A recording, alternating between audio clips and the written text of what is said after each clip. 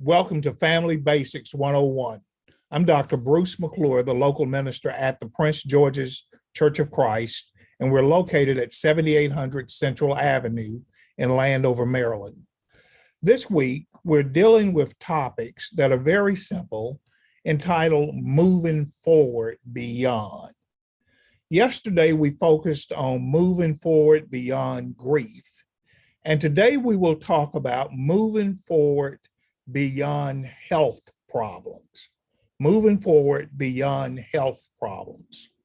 Moving forward, especially when it comes to health, involves more than just the physical recovery, but it also entails the emotional recovery. So moving forward from the physical illness often can be achieved from physical therapy, occupational therapy, and the like, which supports the physical body.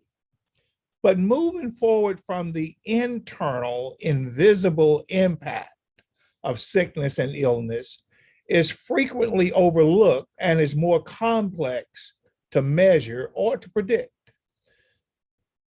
In social readjustment, we must always understand that social readjustment is equally as important in being able to move beyond sickness or similar illness.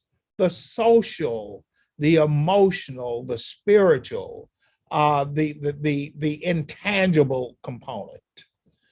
Back in 1967, two psychiatrists, Thomas Holmes and Richard Ray, conducted a study on about 5,000 patients, and they focused on 43 of the most common life stressors. The participants were asked to kind of rank which of the 43 items they had experienced over the prior 2 years. These are called life-changing units, or LCUs. This allowed the researchers to attach a relative weight of the different stressors. And I'll show you the top 15 of those in just a second. It was also found by Holmes and Ray, it was also found that individuals experiencing the same event multiple times within the same time span of 2 years on this new stress indicator, but they were only recording it once. This really caused a minimization of the overall stress that the individual was actually experiencing. So what Holmes and Ray had to provide in giving out the directions for the inventory is that it is easy, or it's possible, for a person to have experienced the same experience multiple times within the same time window. So when we talk about moving forward beyond sickness, you can't talk about moving forward beyond sickness and illness without also talking about moving forward beyond the sickness and the stress that is or was attached to it. The Holmes-Ray stress inventory, as I said, has 53 items ranging in a mean score from high of 100 to a low per item of 11. Now, the scores that you tally, 150 or less means a relatively low amount of life changes and a low susceptibility to stress-induced health breakdown. A score of 150 to 300 indicates about a 50% chance of a major health breakdown within 2 years. And a score of 300 or above escalates the odds of about 80% of experiencing a major health breakdown within 2 years. Now, what the Holmes rate does not measure is the physical per se, but it looks in and say, so what impact emotionally, what impact socially has the physical sickness or the physical ailment or the loss had on the individual? Now, let me show you the top 15 items of the 43. Since we're talking about sickness and things of that nature. Death of a spouse. Remember I said the scores range from 100 down to 11. These are the top 15 mean values that I've listed from 100 down to 39. So when you look at the death of a spouse, divorce, marital separation from a mate, detention in jail or other institution, like being hospitalized, death of a close family member, which many times deals with some type hospitalization or home restriction prior to the death. When you look at major personal injuries or illnesses, see, that has a mean score of 53. But what if a person has had multiple personal injuries or multiple illnesses within that time frame? You have to factor that in twice. A new marriage, being fired at work, marital reconciliation with a mate, retirement from work, major changes in the health or the behavior of a family member.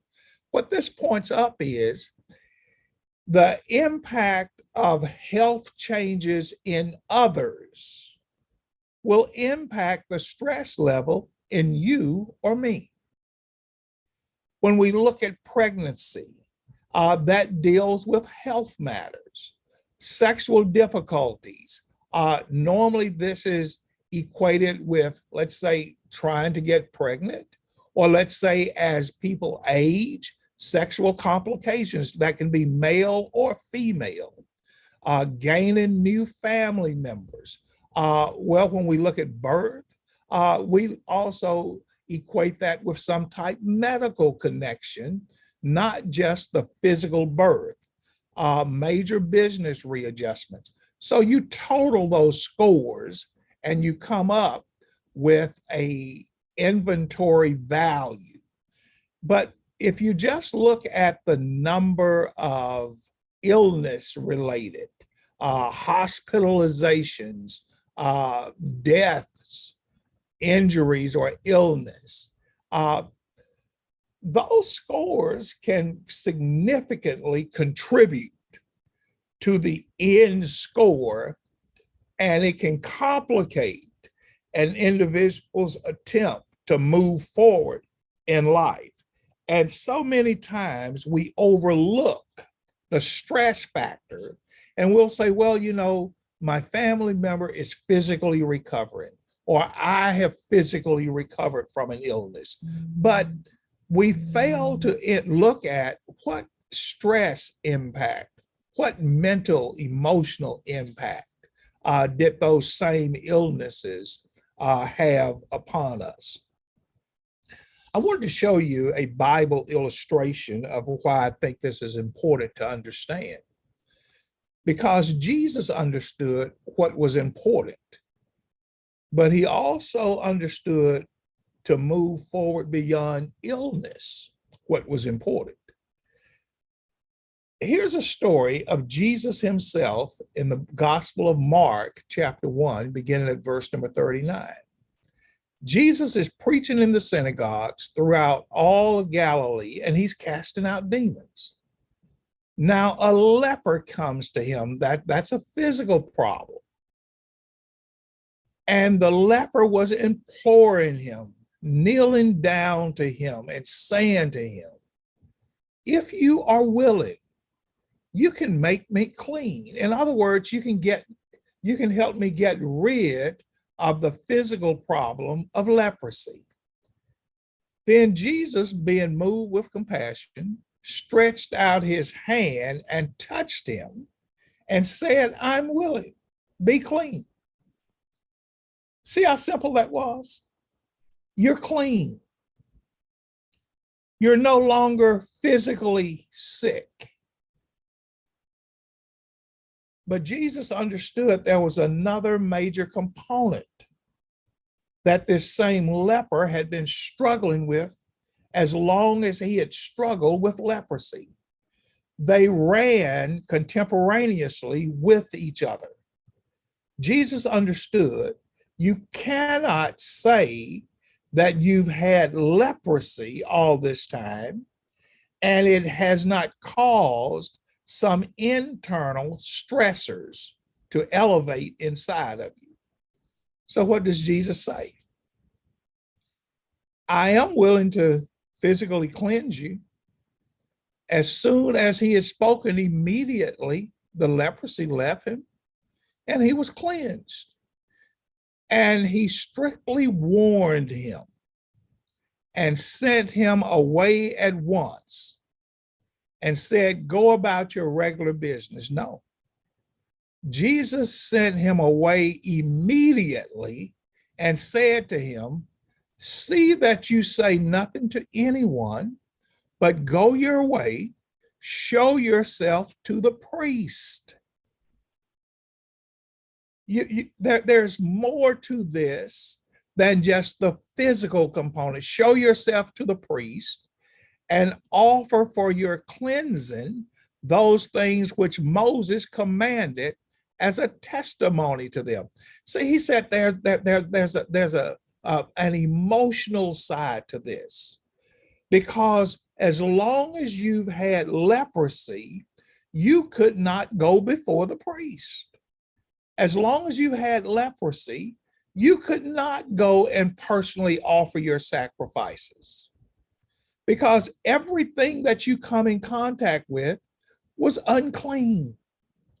And that had to have had a mental, emotional impact on you.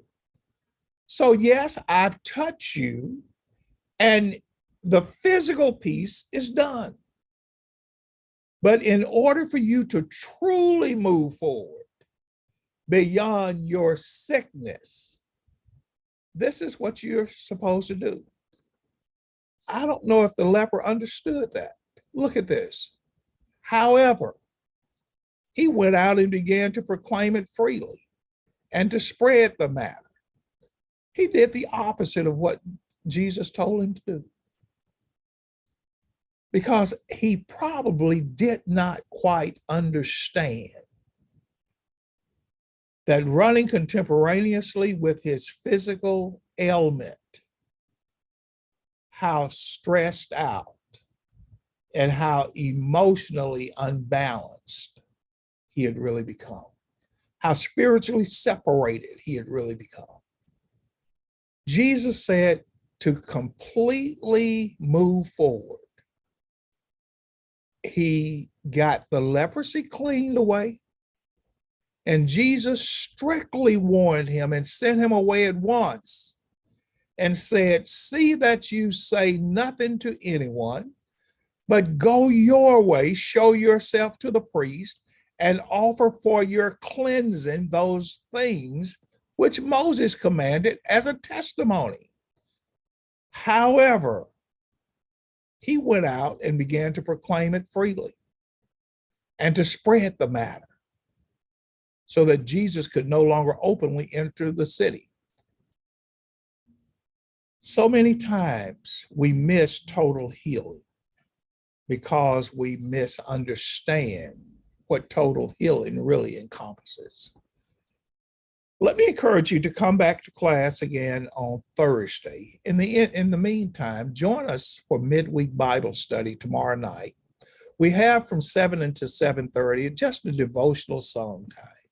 And that's to give you an opportunity to just be quiet within yourself and to do self-reflection and to relax and to get ready for us to present the Word of God and teach it beginning at 7:30 p.m.